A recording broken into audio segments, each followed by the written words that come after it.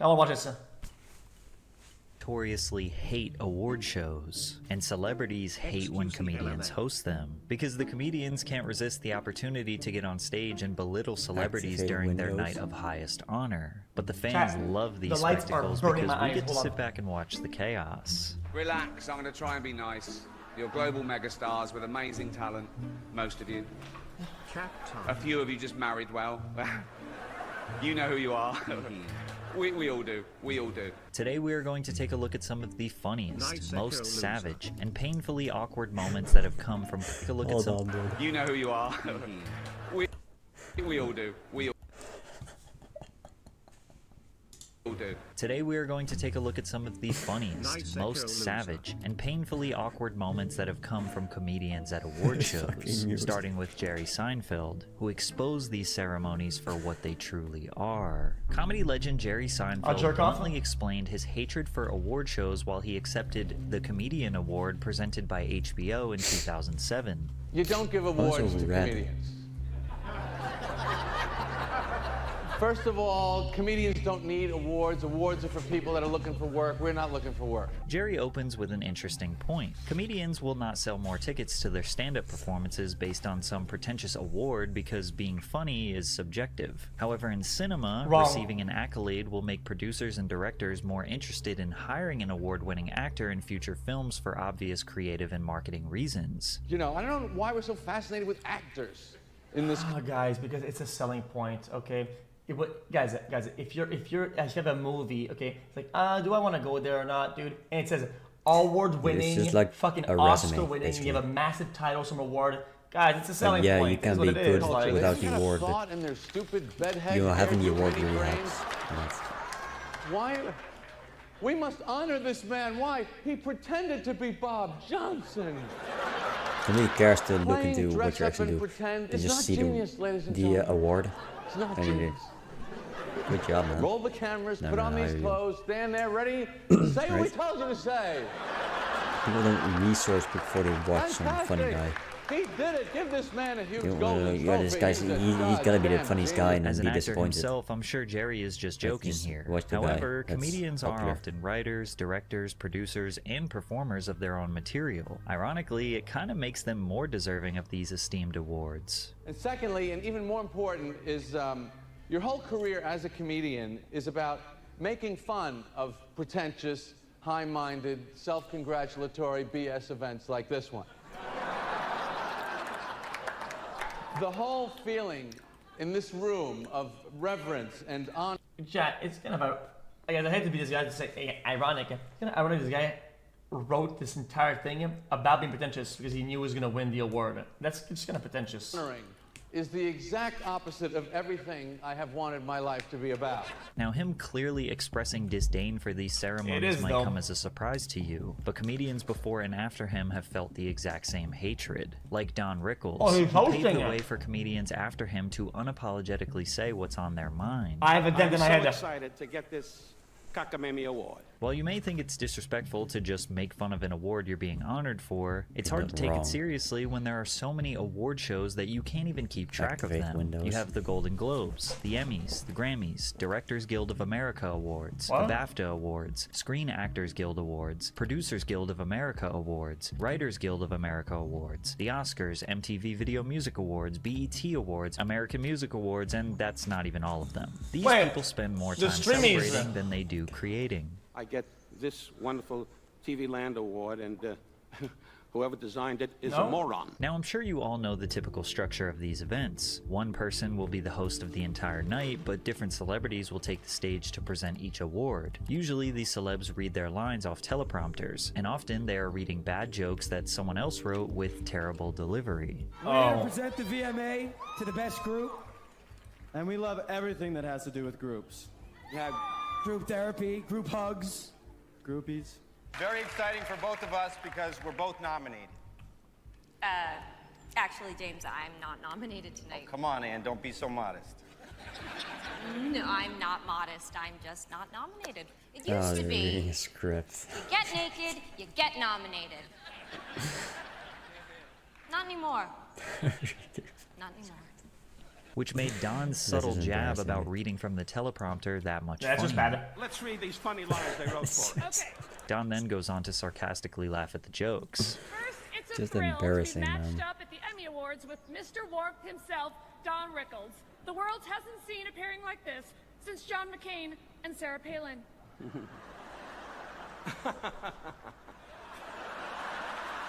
It's the deep layers of irony that make Don's delivery so good. These celebrities know award shows are pompous. They also know Don isn't afraid to call them out on their bullshit. He's also Yet even older. before he can get the jokes out, they already laugh and applaud the comic legend. But don't you dare try to interrupt one of his punchlines. Oh, Julia Roberts, you live next to me at the beach. You know that. Thanks for all the visits. Anyway, I'm living about 2 blocks from it. The broad never shows up. Come by and say hello. Closer than 2 blocks. You have no lines, Julia. Just nod. Anyway, And even if the entire ceremony is dedicated to one person, like when Martin Scorsese received a tribute for the AFI Life Achievement Award, Don Rickles will humble them. Marty, you are the most annoying director I ever had in my entire career. Little guy. He's the kind of guy in prison was the squealer all the time.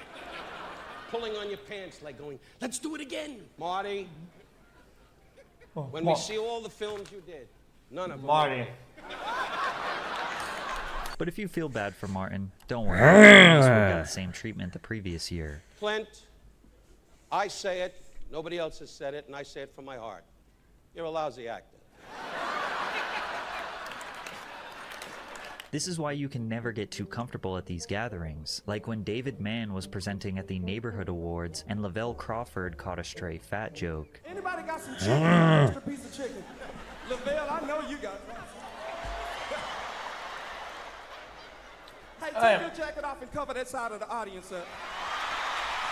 I think we can all agree that the best moments come from the host directly sniping one of the members of the audience. It's a big year for Jack. He also got in a hot tub with Kathy Bates. But hey, who hasn't? One of the most savage roasts came from Amy Poehler at the 2013 Golden Globes. She introduced director Kathryn Bigelow, who was previously married to famous director James Cameron. Kathryn was nominated for Best Director for the film Zero Dark 30, which received a ton of criticism for glorifying CIA torture in the film. Haven't really been following the controversy over Zero Dark 30, but when it comes to torture, I trust the lady who spent 3 years married to James Cameron.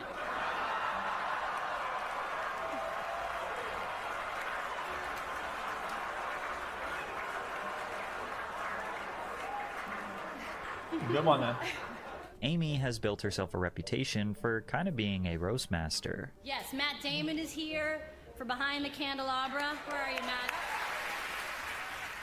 Matt, on any other night in any other room, you would be a big deal, but tonight, and don't take this the wrong way, you're basically a garbage person. Oh, and Tina Fey is damn good, too. Gravity is nominated for Best Film. Sense. It's the I story like Matt Damon. of how George Clooney would rather float away into space and die than spend 1 more minute with a woman his own age. But sometimes making jokes about celebrities doesn't always go over well, like the time Sarah Silverman made fun of Britney Spears' children at the 2007 VMAs. But have you seen Britney's kids? Oh my God, they are the most adorable mistakes you will ever see. They are so cute. They're as cute as the hairless vagina they came out of. I'm serious, they're this cute, you guys. The audience didn't think this joke was very funny, but this was back in 2007 when the internet didn't have a full-force grip on everyone's lives, so nobody was tweeting their outrage against Sarah. That was not the case for Bill Burr, who made a bunch of jokes at the 2021 Grammys pre-show that caused uproar online. After a beautiful piano solo from Igor Levit, Bill was brought on stage and said this. How are you? Was I the only one who wanted to kill himself during that piano solo? Critics exploded online, scolding Bill for making such a distasteful joke during a night of honor and praise. Little did critics know it was only going to get worse. Bill immediately followed up by making fun of the Grammys pre-show, as he thought he was going to be hosting the actual Grammys, only for him to show up to an empty Hollywood set presenting awards to a handful of producers and a few thousand people watching on the internet. I bought a suit for this. I thought I was going to be on TV. I'm such a moron. I am losing so much money right now. For some reason, they had Bill, a white man from Boston with absolutely no musical talent or knowledge, present all the Latin Music Awards and nominees. All right. Hey, how many feminists are like going nuts? So why is this cis white male doing all this Latino stuff? And he unsurprisingly butchered just about every name. I can't say this name. Natalie what?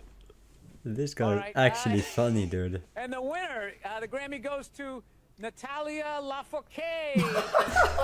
And the Grammy goes to Gustavo Dudamel, conducting the Los Angeles Philharmonic. I'll be accepting the Grammy on behalf of Gustavo Dudamel. Congratulations. Crushed that one. And the Grammy goes to Frederick Valentine,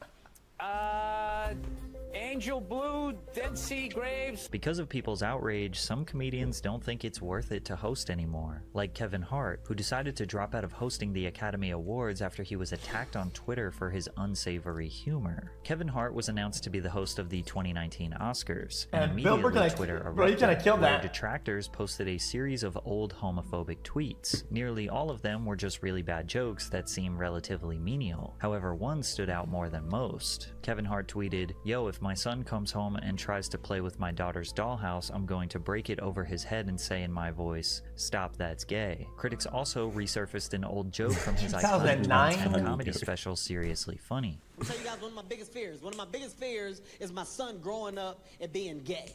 Hey, stop! That's gay! Quick!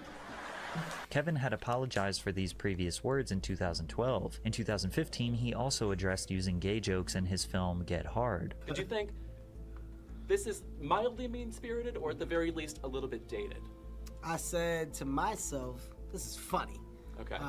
And at the end of the day, funny is funny, regardless of what area it's coming from. Within 48 hours of the host announcement, Kevin claims he was given it. I didn't laugh because I didn't think it was funny, right? But if it was funny, regardless of it being like dark or like dated or whatever, I'm not gonna fucking withhold that. It's just fucking weird. It just wasn't funny, which is, it doesn't have to do with it being a joke or whatever. Apologize, or we're gonna have to find another host. So he ultimately decided to step down. Kevin did not host the Oscars and said recently in 2024 that he would never consider it ever again. Those gigs aren't good gigs for comics. It's no shot to the Oscars, no shot to the Globes or anything else. Those just aren't comedy-friendly environments anymore. Many people like Kevin believe that comedy is under a microscope these days, but it isn't even just everyday people online that get offended. Sometimes it's the A-list stars who, even though they are in the entertainment industry themselves, get offended. Like I've noticed that Tom... True, but if you're a skilled... Guys, if you're a skilled comedian and you are funny and you do your research and you're good at it, okay, you can make these jokes fly off and people laugh and they move on immediately. As long as you don't make it like weird, you're chilling.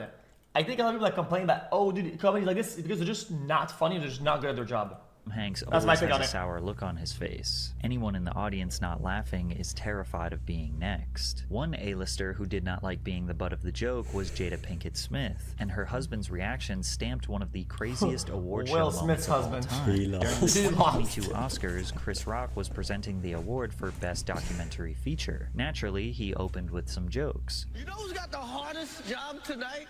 Javier Bardem and his wife are both nominated. Now, if she loses, he can't win. He is praying that Will Smith wins. Like, please. Everything was going great until he transitioned to a joke about Jada Pinkett. Now, Chris had a joke during the 2016 Oscars about Jada that the crowd loved. Jada's gonna boycott the Oscars. Jada boycotting the Oscars is like me boycotting Rihanna's panties. I wasn't invited. Ironically, this joke was way harsher than the one he was about to deliver. Wait, Chris made a joke about Jada, who has spoken openly about having alopecia, a hair loss condition. Get it. Chris compared Jada to Lieutenant Jordan O'Neill, the star of G.I. Jane, notorious for her short buzz-cut hairstyle. Based on Jada's expression, she did not like the joke. Will, on the other hand, was laughing. It's unclear if he was trying to mask his anger by laughing, or if he genuinely thought the joke was funny. But then the camera cuts back to Chris and we can see Will storming the stage until he ultimately smacks Chris in the face. He sits back in his seat and yells at Chris, "Keep my wife's name out of your mouth." The deafening silence in the room permeated when the audience realized this was not scripted, and Chris tried to make sense of what just happened. This encounter made comedians hate award shows even more because Will faced zero repercussions for his actions. He was not kicked out, he was not spoken to by the show organizers. In fact, he won his first Oscar for Best Actor later on in the evening. He gave a 5-minute speech rambling and crying about how God is calling him to love people and to protect people. He received a standing ovation with Hollywood actors crying in support of him. The standing ovation made me realize how detached Hollywood is from reality. Guys, I don't want to defend each other, but in their defense though, I'm sure that the audience didn't know it wasn't scripted or a joke for the show or something like that. Guys, even for a while, people were, even the audience, people were still like, they didn't know if it was scripted or part of the, like, it's, guys, during the show, it happens on the moment, like, they don't really know, you know? It's more the job of the people that are behind the scenes to be like, yo, this is fucking stupid. Reality. The slap incident is likely why we got the extremely safe and not edgy Jimmy Kimmel to host the awards for the next 2 years. And they were about as funny as you could imagine. Christopher is joined by his longtime collaborator, Cillian Murphy, who is just wonderful. Cillian is... Oh, man. Which is, in fact, about his name. It's pronounced Killian when he does drama. When he does comedy, it's Cillian.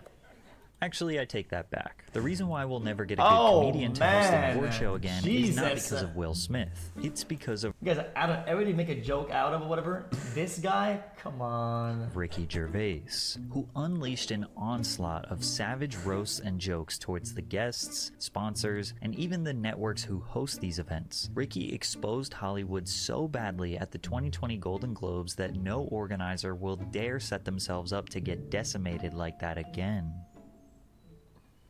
Ricky Gervais is a British comedian who is known to push the boundaries with extremely edgy material. Politics, social issues, race, religion, there is absolutely nothing Ricky won't joke about. If people thought that Kevin Hart's material pushed the boundaries, Ricky makes Kevin look like a comedian for children. So how he was able to host the Golden Globes 5 times is pretty insane. The first time he hosted was in 2010, and yes, he was still a savage back then. As soon as he stepped on stage, he started attacking Steve Carell. You probably know me as the creator of The Office.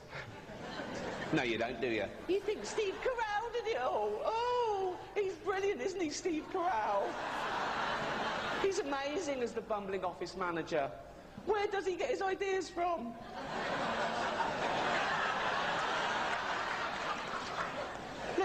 If you don't know, Ricky Gervais created a British comedy show called The Office in 2001, 4 years before the American version. Ricky's show only lasted 1 season, but is filmed the exact same way. No music, long awkward pauses, deadpan humor, semi-realistic but also extremely unrelatable chaos in the work environment. The premise of the show is the exact same, and only diehard fans of the American version would argue how it's different. Ricky, like the savage he is, goes on to promote his version of the show, as well as roasting the network hosting the event. Or if you think that particular version of the show has jumped the shark a little bit, then watch the original, Fridays, on Adult Swim. Or get the box set, that's still available. So, go and get that. I will be making the most of this opportunity. I'm not used to these sort of viewing figures. Let's face it, nor is NBC. So... He then goes on to belittle actors' value to the world. Notice how they almost clap for themselves. It is an honour to be here in a room full of what I consider to be the most important people on the planet. Actors. They're just better than ordinary people, aren't they? We all know that. Imagine a world without actors. Oh, God, it doesn't bear thinking about it. Imagine if they ever went on strike. Oh, what would we do? You couldn't replace them. You couldn't replace them with any other profession, lawyers or doctors. Can you imagine a real surgeon doing what Hugh Laurie does in-house? It would be pathetic. He'd be all over the place. He'd go, oh, where do I stand? How's my American accent? What's my lines? You know? Hugh Laurie did not like that joke. Another celebrity not very fond of Ricky's jokes was Mel Gibson. Mel has struggled with alcoholism since he was 13 years old. He is also known in Hollywood to be pretty outwardly anti-Semitic. In 2006, he got arrested for a DUI and then proceeded to blame Jews for all the wars around the world before threatening the police officer. So Ricky had to take a jab. I haven't offended anyone. I didn't mean, it's not my fault. There's a lot of powerful people here, so if I said it's... Honestly, I like a drink as much as the next man. Unless the next man is Mel Gibson. Ricky's comments throughout the night felt distasteful to many around the world. The numbers don't lie. He drove NBC's ratings through the roof. The 67th Annual Golden Globe Awards presents NBC with its biggest non-sports viewership in the slot in 6 years. The Golden Globe Awards gains 12% in adults 18 to 49 and 14% in total viewers versus last year's telecast. So he was invited back again the next year. Also not nominated, I Love You, Philip Morris. Jim Carrey and Ewan McGregor, two heterosexual actors pretending to be gay. So the complete opposite of some famous Scientologists then.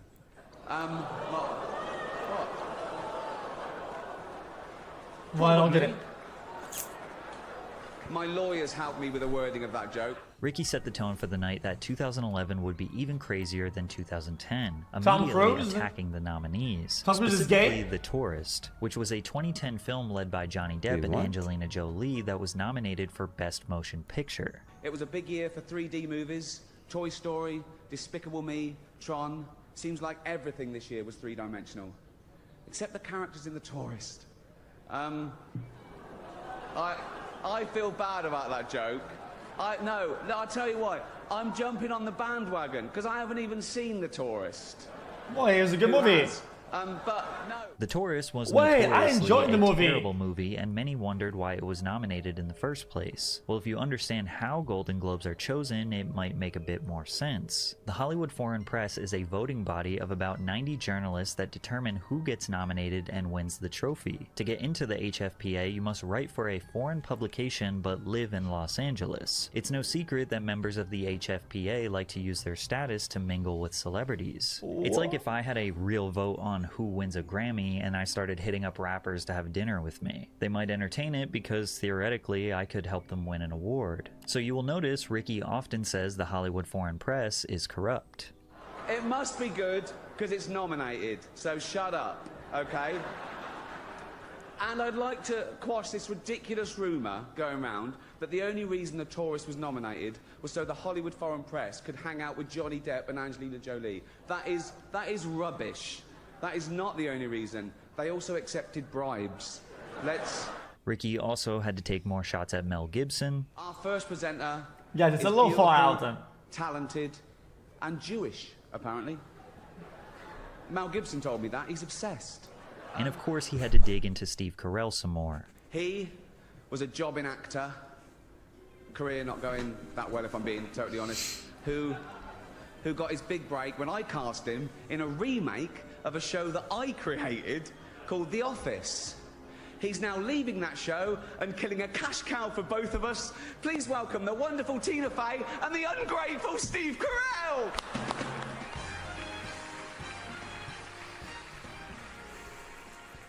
It's important to know that Ricky doesn't actually have hard feelings for Steve. They are both in on the joke and love to play up the bit. He always makes fun of me, always.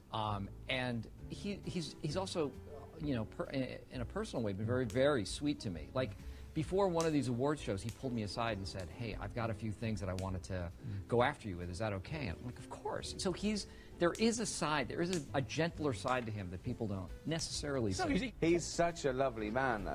But he thinks you're sweet because, just to clarify, you go up to him before an award ceremony and say, I'm going to call you a prick in a minute, just to warn you. But if I told him what I was going to say, you know, if I had access to them, I'd warn everyone. Some people just don't like the idea of a person being the butt of someone's joke. So they definitely wouldn't like this stray that Sandra Bullock caught at the end of the night. I like Sandra. The next presenter is a national treasure. Miss Congeniality herself. This down-to-earth girl next door first stole our hearts as a bus driver and then as a railway fare collector. Now, of course, she wouldn't be seen dead on public transport, because as she just said to me backstage, poor people are gross and they smell bad. Please welcome Sandra Bullock. Brother? Surely, after these attacks, he wouldn't be brought back to host the 2012 awards. After all, the Hollywood Foreign Press did not want him back, with one member stating, "My worry was that he was insulting, and when I invite someone to my house, they don't insult me. But this is show business. I guess I'm old-fashioned." But NBC was strongly in favor of Gervais returning because the ratings were just as good as they were last year, with 17 million live viewers for the entire show. So they decided to bring him back for a third year, and he was as unhinged as ever, opening with lines that proved he could care less about this special evening. Tonight, you get Britain's biggest comedian hosting the world's second biggest award show on America's third biggest network. So, it's four. It's four. For any of you who don't know, the Golden Globes are just like the Oscars, but without all that esteem. The first presenter he brought up was Johnny Depp, and he called back to his previous joke last year about his movie, The Tourist. Have you... Ready? I guess oh, so. no. Have you seen The Tourist yet?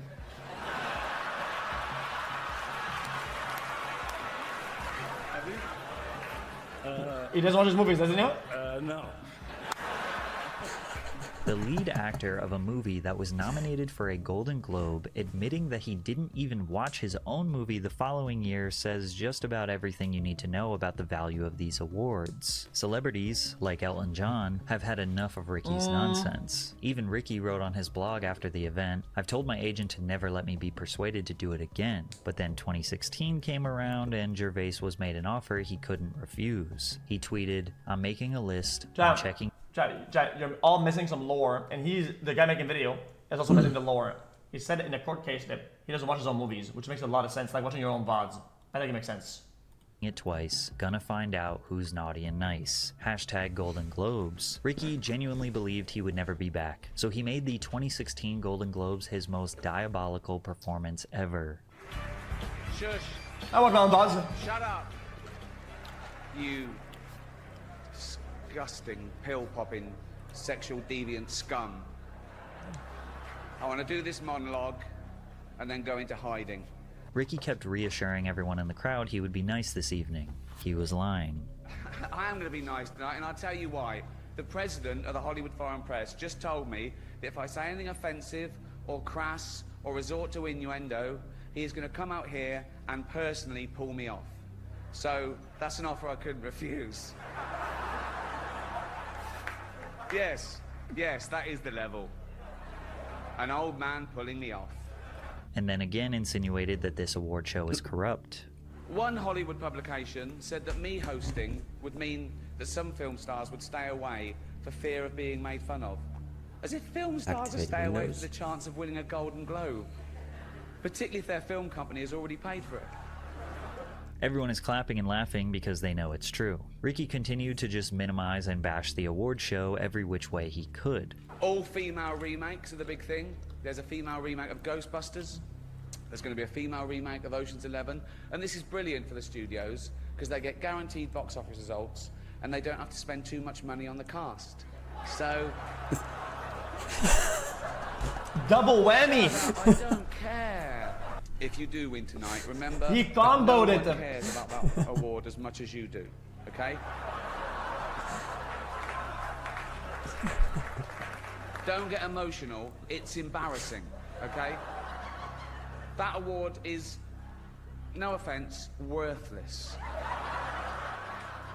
It's a bit of metal that some nice old confused journalists wanted to give you in person so they could meet you and have a selfie with you. Honestly, there is nothing more I can say to add to this.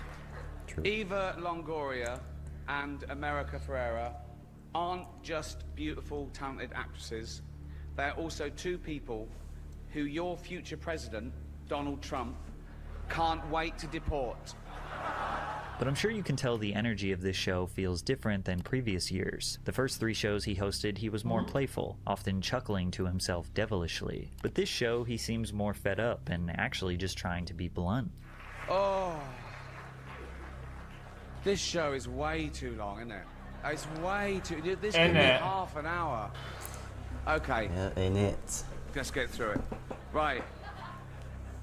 Unbelievable.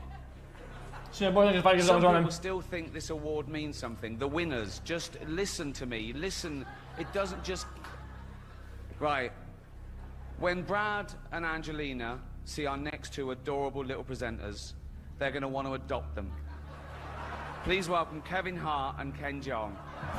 And for some reason, the producers decided it would be a good idea for Ricky to introduce Mel Gibson, who he had previously attacked multiple times, and this time would be no different. Listen, I'm sure it's embarrassing for both of us, okay? And I blame NBC for this terrible situation. Mel blames... We know who Mel blames. Oh, Jesus! And then he drinks them. All about it, apparently. That's what drinking does. No. I want to say something nice about Mel before he comes out. Oh yeah, okay, here you go. I'd rather have a drink with him in his hotel room tonight than with Bill Cosby. Please welcome Mel Gibson.